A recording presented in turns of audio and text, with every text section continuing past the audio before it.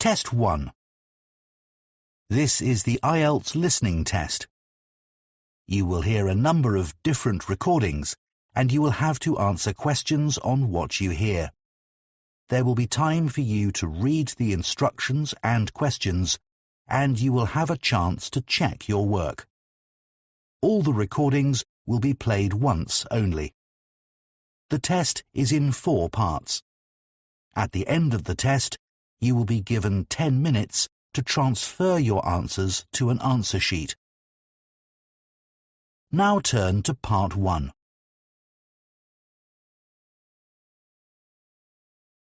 Part 1. You will hear a woman asking a friend for restaurant recommendations. First, you have some time to look at questions 1 to 4.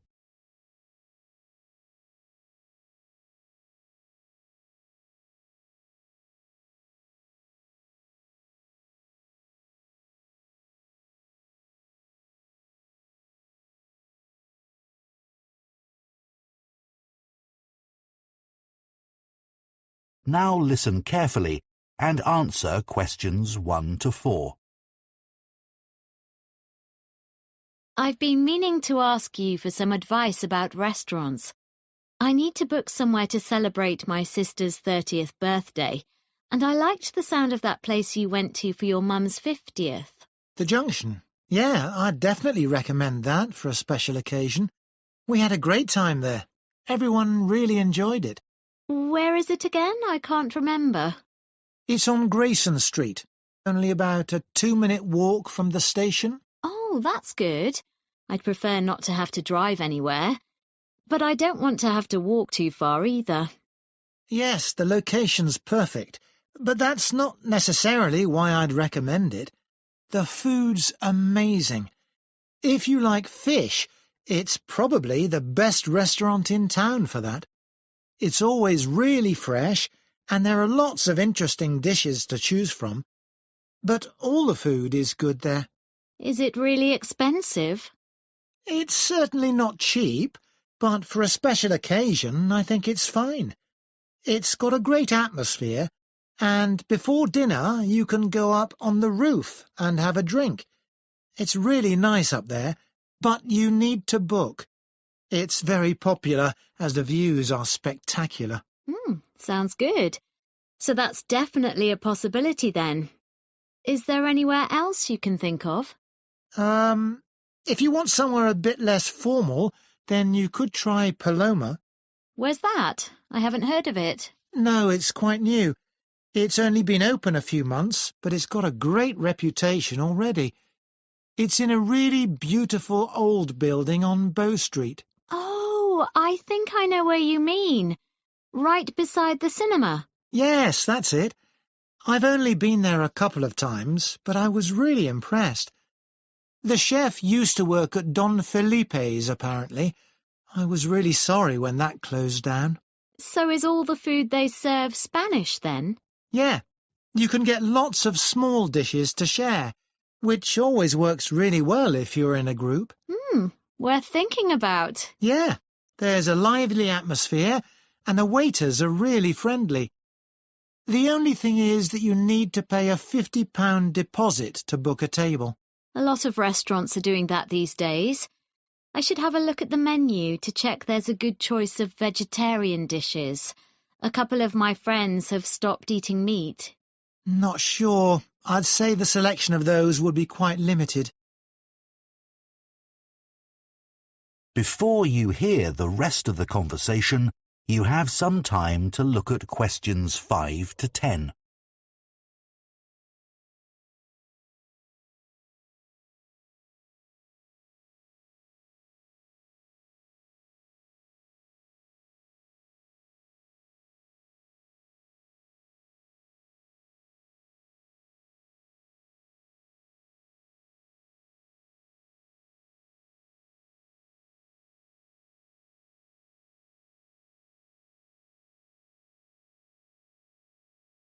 Now listen and answer questions 5 to 10.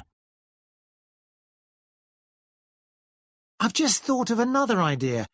Have you been to the Audley? No, don't think I've heard of it. How's it spelt? Audley. You must have heard of it. There's been a lot about it in the press. I don't tend to pay much attention to that kind of thing. So, where is it exactly? It's in that hotel near Baxter Bridge, on the top floor. Oh, the views would be incredible from up there. Yeah, I'd love to go. I can't think of the chef's name, but she was a judge on that TV cookery show recently. And she's written a couple of cookery books. Oh, Angela Frayne. That's the one. Anyway, it's had excellent reviews from all the newspapers. That would be a memorable place for a celebration. Definitely. Obviously, it's worth going there just for the view, but the food is supposed to be really special. She only likes cooking with local products, doesn't she? Yes. Everything at the restaurant has to be sourced within a short distance, and absolutely nothing flown in from abroad. I imagine it's really expensive, though. Well, you could go for the set lunch. That's quite reasonable for a top-class restaurant. £30 a head. In the evening, I think it'd be more like £50. At least that, I should think. But I'm sure everyone would enjoy it. It's not the kind of place you leave feeling hungry, though, is it? With tiny portions. No, the reviews I've read didn't mention that. I imagine they'd be average. Well, that's all great. Thanks so much.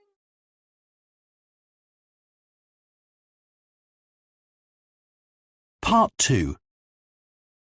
You will hear a potter, Heather McCallum, speaking to a group of people who are visiting a pottery, a place where people make pots and other objects from clay. First, you have some time to look at questions 11 to 16.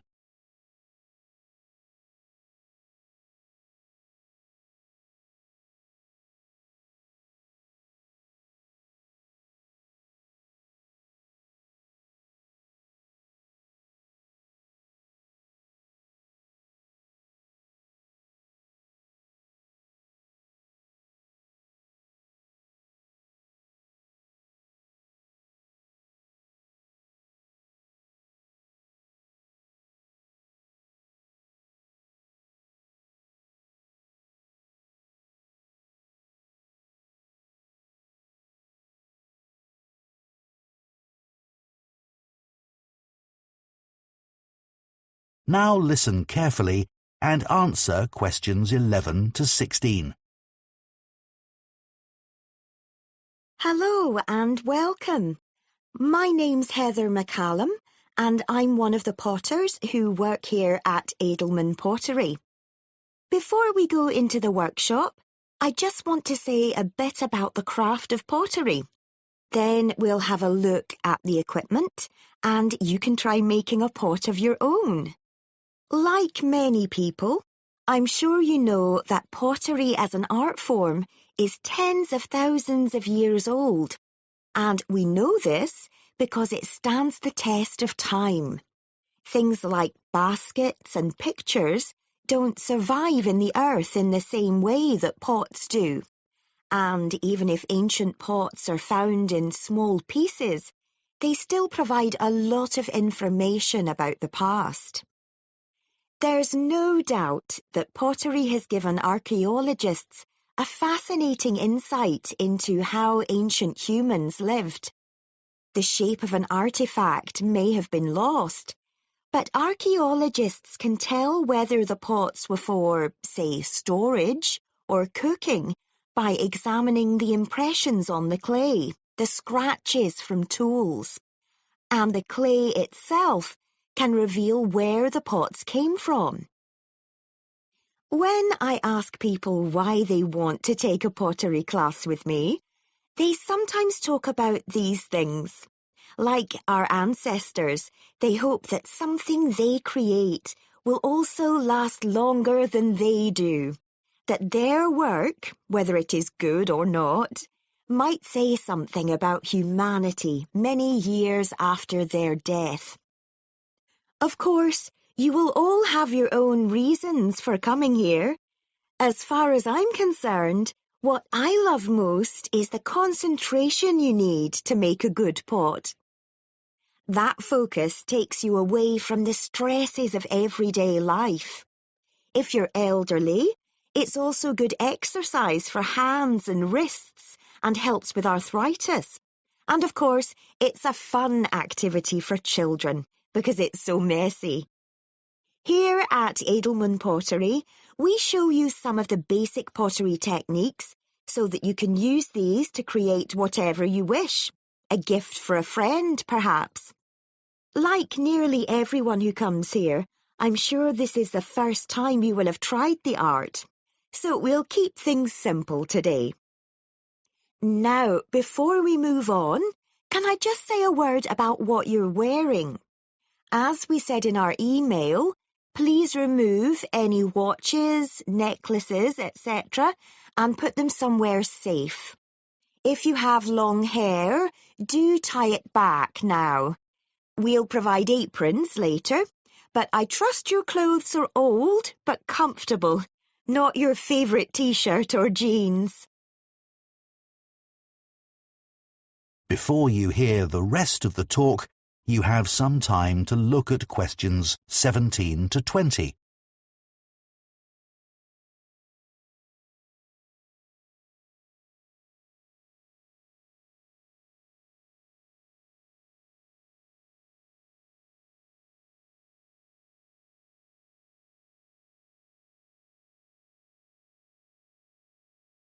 Now listen and answer questions 17 to 20.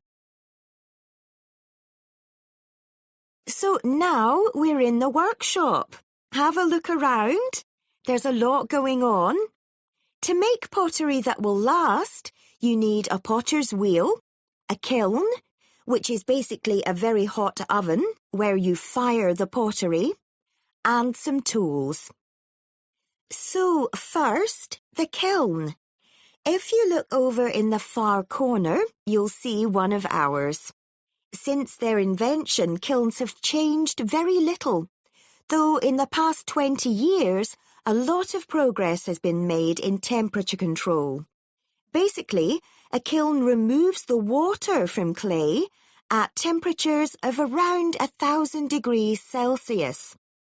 This allows anything you've made to set permanently in shape. It's a pretty ugly, heavy object that's hard to keep in a house or flat, so most people don't have one. You may think, can't I use my oven? Well, that's possible, but domestic ovens don't really get hot enough, and eventually the clay will crack and fall apart. Some people fire pottery in a fire pit outside, but bear in mind that can be dangerous. You also need to know about safety procedures for kilns, as they release toxic compounds into the air. Every potter needs a potter's wheel. This machine is used to shape the clay into an object with circular walls or sides, such as a bowl. Its invention revolutionized the pottery industry, allowing multiple items to be produced in a day. Lastly, there are a number of different tools that potters use, depending on what they want to make. When you start, your hands can make all kinds of shapes and curves without relying on a sculpting tool. However, there are some basic tools that you will need to handle the clay on the wheel. Some look very strange and have even odder names that you may find hard to remember. Rather than go through them all now, I'll just name a few tools as we go along. We can provide these, and I wouldn't recommend spending money on them yet. So, let's try making a pot of your own. If you sit down... That is the end of part 2.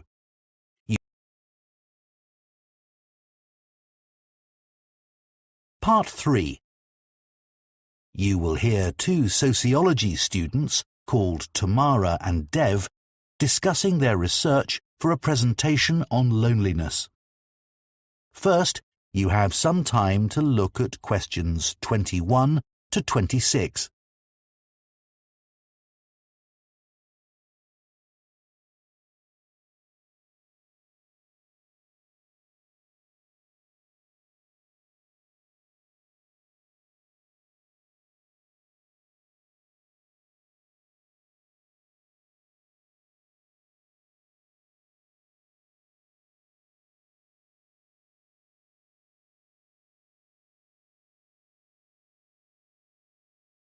Now listen carefully and answer questions 21 to 26.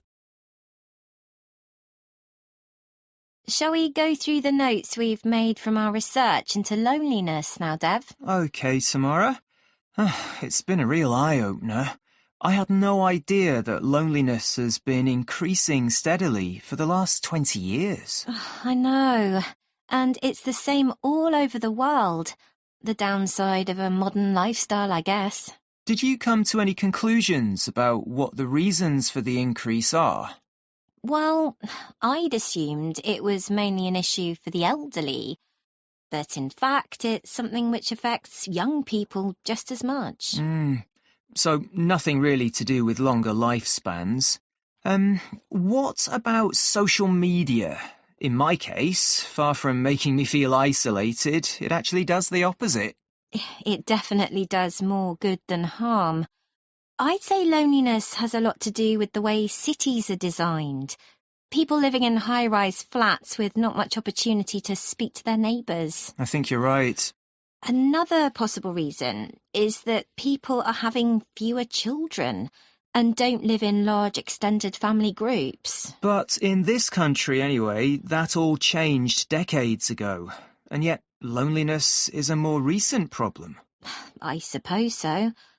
A more plausible explanation is that people are having to move around for work and often end up living miles away from their family and friends. That's true. Looking at the studies on health risks and loneliness, there are claims that loneliness has as much impact as smoking 15 cigarettes a day. Or similar to the risks caused by obesity. But I'm not sure there's enough evidence for some of these claims.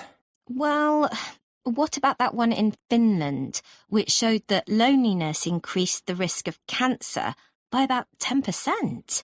And those findings have been supported by other studies too. You're right about that one. I was actually thinking of the studies on dementia. Some found no association between loneliness and dementia, and others found the opposite. Not exactly reliable then. There's been a lot of research on cardiovascular disease and whether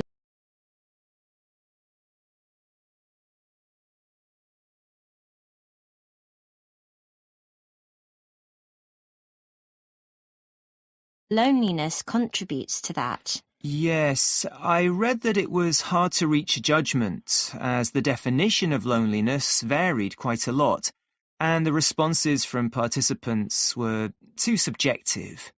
But there's no doubt that loneliness contributes to a weakened immune system.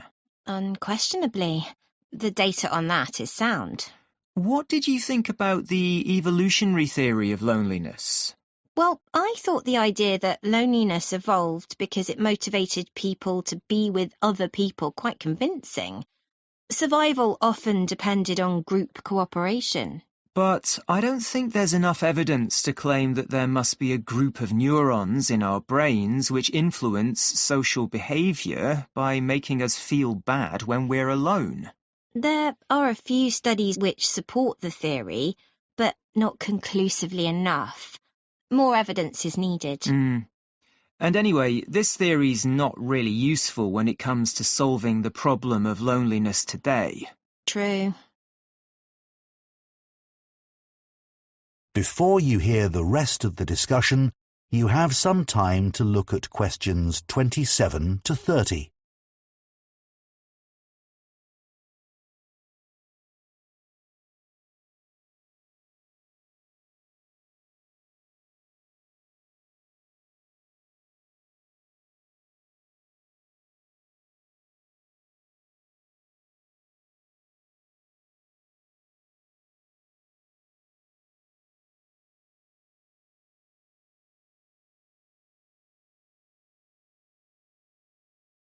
Now listen and answer questions 27 to 30.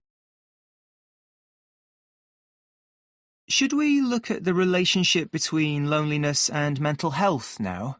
OK. So, loneliness and depression are clearly related, and that's been recognised by various governments around the world. But unlike depression, loneliness has no recognised clinical form. There's no available diagnosis or effective treatment, and that's not likely to change. I don't think so either. I was thinking we should start our presentation with an example from our own experience. I'd like to talk about how lonely I was when I started university, being away from home for the first time and all that. Good idea. Everyone will be able to relate to that, although a lot of students were probably too embarrassed to admit to it. Yeah. We could discuss ways of dealing with loneliness as well, like just talking to strangers. Loads of studies have shown that interactions with shop assistants and bar staff make people feel more optimistic and relaxed. I don't know about that, but it must make people feel more connected with their community. True, although you need to be a certain kind of person to be able to just strike up a conversation. Good point. We should say something about solitude and how being alone and being lonely aren't the same thing. It's strange the way some people can't stand being by themselves while others love it. Yeah, the research shows a certain amount of solitude is beneficial for well-being, which I appreciate, but being alone isn't something I actually like. I'd never choose to go on holiday alone, for example. Me neither. Well, let's not... That is the end of part 3. Part 4. You will hear part of a presentation by an urban planning student about the role of rivers in cities around the world.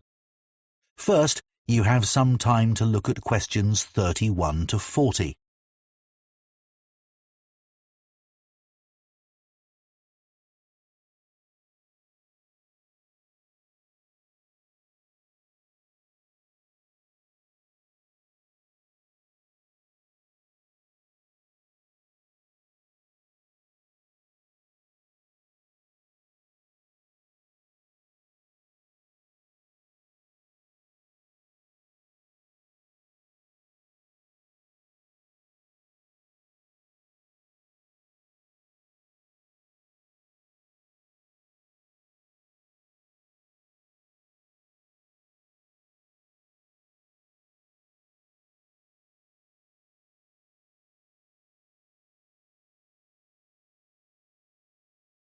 Now listen carefully and answer questions 31 to 40. It's quite hard to think of a city that doesn't have a big river running through it. If you think about the major cities in the world, Shanghai, New York, Mumbai, London, they're nearly all built on rivers. When these cities were established hundreds or even thousands of years ago, the rivers were a big part of people's lives. In 16th century London, the quickest way to get from one part of the city to another was by river. But people also used the river for fishing, as the water then was relatively clean, and they would also go on boat trips up and down the river just for pleasure, as a relaxing escape from the noise and bustle of the city streets. But as industries developed and populations increased, city rivers suffered. The rising number of people meant there was a huge increase in the amount of sewage discharged into the rivers. Rivers had always been used for this purpose, but when the number of inhabitants was so small, that wasn't such a problem. However, as cities grew to over 1 million inhabitants, the impact on the rivers became more serious. In addition, other types of pollution increased as factories were built beside the river and discharged their waste materials into the water. This got worse over time. As recently as 1957, scientists at London's Natural History Museum declared that the River Thames was dead in biological terms, as the water was too filthy to support any kind of life. But in recent years, as rivers lost their industrial function, cities have begun to recognize their true value and to take steps to clean them up. For example, the River Thames is now cleaner than it's been for 150 years. These days, you can see seals swimming in the water, and recently people had to try to rescue a whale which had got lost and swum up the river from the sea by mistake. Unfortunately, they didn't succeed, but the problem was disorientation rather than the quality of the water. Then, all around the world, riverside areas are now seen as prime sites for development. Warehouses that were once used for storing goods are now being converted into expensive restaurants and also into apartments with river views, which are in great demand and sell for astronomical prices. In Los Angeles, on the west coast of the USA, an architect has plans to revitalize the banks of the river and to make a park there, which can provide facilities for sports as well as a natural environment for relaxing in. It's also hoped that the riverside can be used for other purposes. It's been proposed that facilities could be provided for displaying projects related to various kinds of art that have been produced by local people, for example. In the city of Paris, during the summer months of July and August, all the traffic is banned from the roads by the sides of the river, and the banks are transformed into beaches where people can relax in deck chairs under potted palm trees, sunbathe, or buy a drink or a snack while enjoying the view.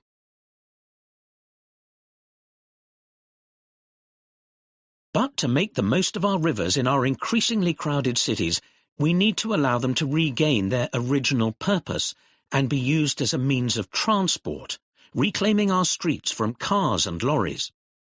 To do this, we'll have to shift more traffic back to the river, but this time cleanly and silently, making the most of modern technology. Already, more than 2 billion passengers use the ferry to travel in cities around the world, like Istanbul, San Francisco, and New York, and these numbers are set to rise further. Admittedly, it's not a fast way of travelling, but neither is a car when it's stuck in traffic.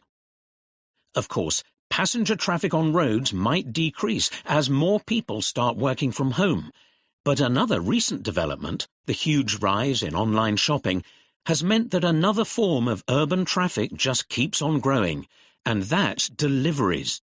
Trucks and vans in the city pollute and double park while dropping off parcels. Imagine using the immense capacity of shipping to take these trucks off the road. One freight barge can replace 44 large trucks, uses far less energy, and causes less pollution. When the barge docks at the riverside, the parcels could be taken the last few kilometres to their final destination on cargo bikes, electric ones, of course. This is already happening in the Dutch city of Amsterdam, and in future, the final stage could even be carried out by drone, although at present this isn't allowed. Wouldn't it be great to unblock our city centres in this way? Looking further ahead... That is the end of part 4.